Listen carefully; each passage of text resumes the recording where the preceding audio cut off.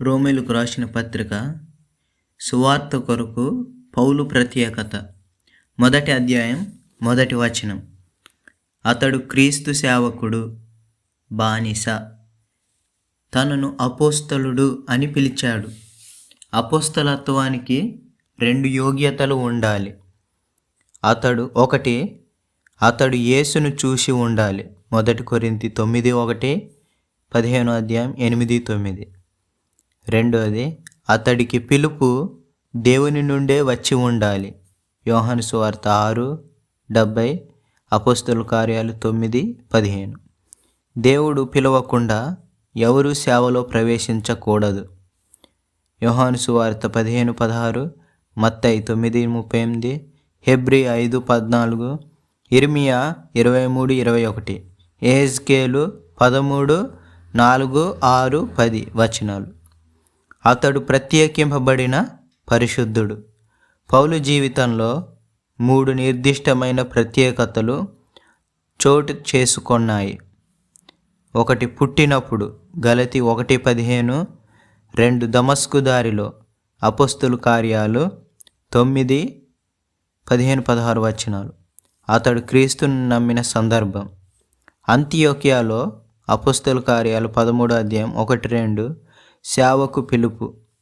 ఇర్మియా 1:5, యోహానులాగే లూకా 1:15 పౌలు కూడా ప్రత్యేకింపబడ్డాడు. పౌలు సువార్త వివరణ. 1 అధ్యాయం 2-5 వచనాలు. అది కొత్తదేమీ కాదు. పాత నిబంధన ప్రవక్తలు దానిని గూర్చి మాట్లాడినట్లు పౌలు చెబుతున్నాడు.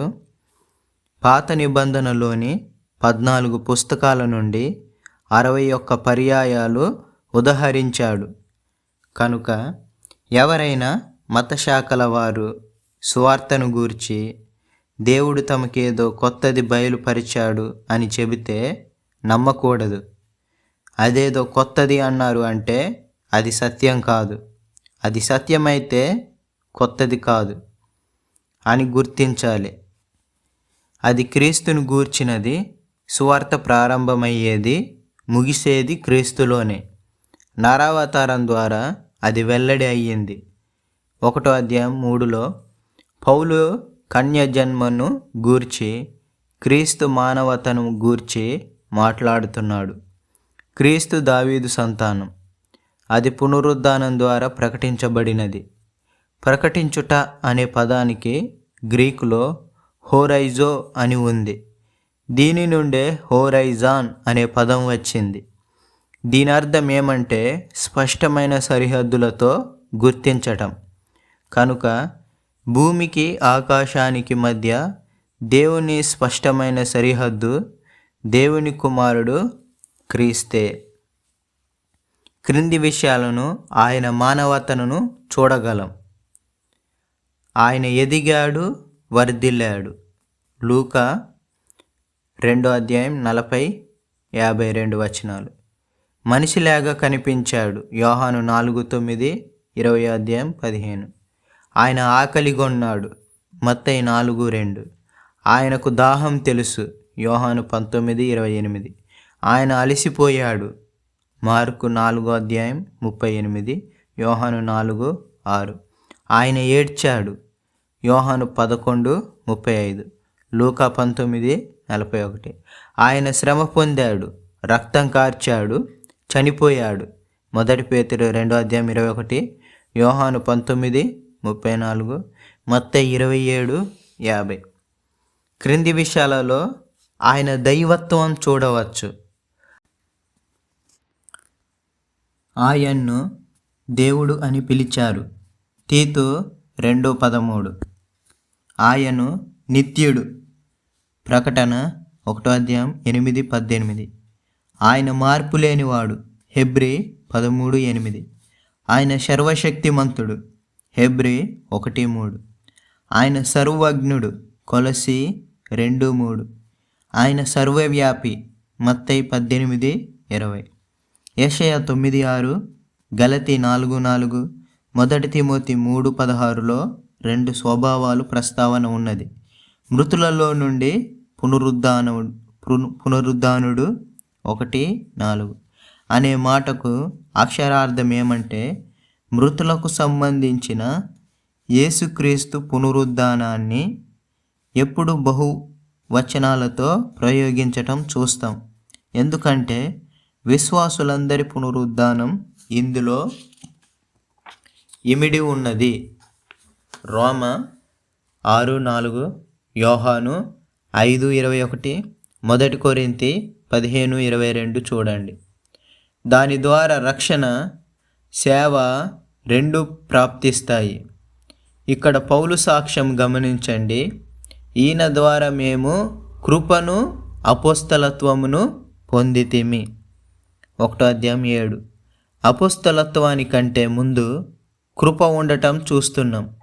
ఒక వ్యక్తి సేవ చేయడానికి ముందు రక్షణ పొంది ఉండాలి. రక్షణ పొందని సేవకుల వర్ణన 2 కొరింథీ 11:13-15 ఉంది. మీరు సర్వలోకానికి వెళ్ళండి అని చెప్పకముందు నా దగ్గరకు రండి అని ప్రభువు చెప్పాలి.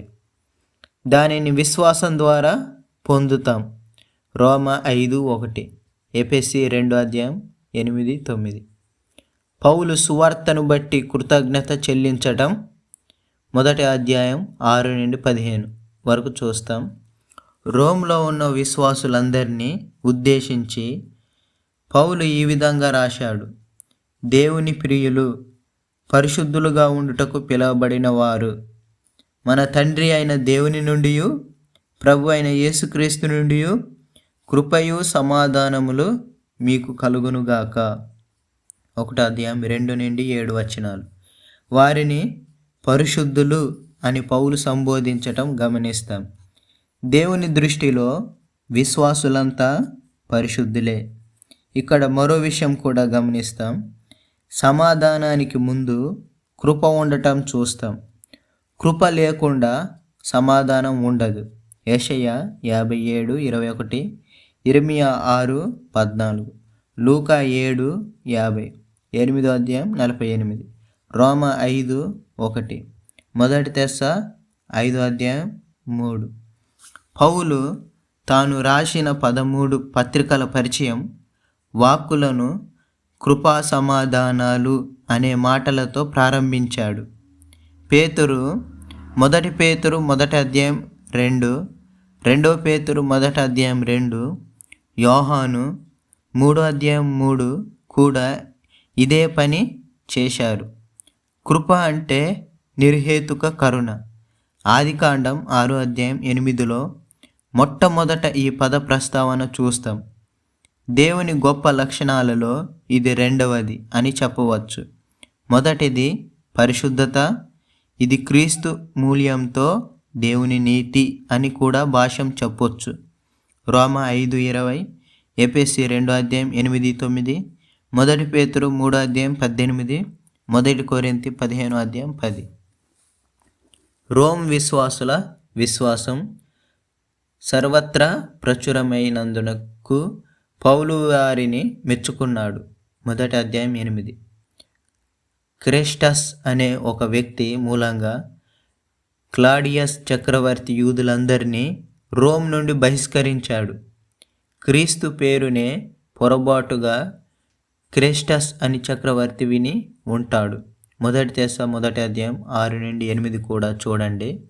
వారి కోసం ప్రార్థిస్తానని పౌలు అభయమిచ్చాడు. వారి కోసమే కాదు, ఏదో ఒక రోజు దేవుని చిత్తమైతే వారిని దర్శించాలని సవ్యమైన ప్రయాణం కోసం కూడా ప్రార్థించాడు. తరువాత కాలంలో దేవుడు పౌలు ప్రార్థనకు జవాబిచ్చాడు. కానీ అతడు అనుకున్నట్టు మాత్రం కాదు. అపోస్తుల కార్యాలు 27-28 అధ్యాయాలు, రోమా 16 అధ్యాయంలో పౌలు 26 మంది రోమా పరిశుద్ధుల పేర్లు ప్రస్తావించాడు. పౌలు 2 ఉద్దేశాలతో వారిని దర్శించాలనుకున్నాడు. వారికి ఏదైనా ఆశీర్వాదం ఇవ్వాలని, అదే సమయంలో తాను కూడా పొందాలనేది తన అభిమతం. 1:12. అంతకుముందే రావాలని తలంచాడు. కానీ తన ప్రణాళికల విషయంలో ఏదో ఒక ఆటంకం ఎదురవుతూనే ఉంది. ఒకసారి సాతాను ఆటంకపరిచాడు. 1 తెస్స 2:18. మరోమారు దేవుడే వెళ్ళొద్దన్నాడు. అపోస్తలుల కార్యాలు 16:6-7. దీనిని బట్టి చూస్తే పౌలు మానవరీత్యా తలపెట్టిన ప్రణాళికలు దేవుని నుండి కలిగినవి కావు అని స్పష్టమవుతుంది. రోమా 15:22-23 పౌలు 1:12 ప్రస్తావించిన వరం బహుశా బోధ సిద్ధాంతం అయి ఉండవచ్చు. సువార్త విషయంలో ప్రతి పాపికి తాను రుణపడి ఉన్నట్టు భావించాడు పౌలు. 1:14. 2 రాజులు 7:9 కూడా చూడండి. అందుకే 1:15 ఈ విధంగా చెప్పగలిగాడు, నా వలనైనంత మట్టుకు నా పక్షంగా సిద్ధమే అని అక్షరార్థం. రోమాలోని మీకును సువార్త ప్రకటించుటకు సిద్ధంగా ఉన్నాను. ప్రపంచానికే మత కేంద్రమైన యెరూషలేములో పౌలు ప్రసంగించాడు. అయితే గుంపులు అతడి మీదికి దొమ్మిగా వచ్చి చంపజూచాయి. అపోస్తలుల కార్యాలు 21:31, 22-23. మేధో కేంద్రమైన ఏథెన్సులో ప్రసంగించాడు. ఇక్కడ హేళన చేశారు. అపోస్తలుల కార్యాలు 17:32. ఆ తర్వాత రాజకీయ కేంద్రమైన రోమ్లో ప్రసంగిస్తాడు. ఇక్కడ హతసాక్షి అవుతాడు. 2 తిమోతి 4:6.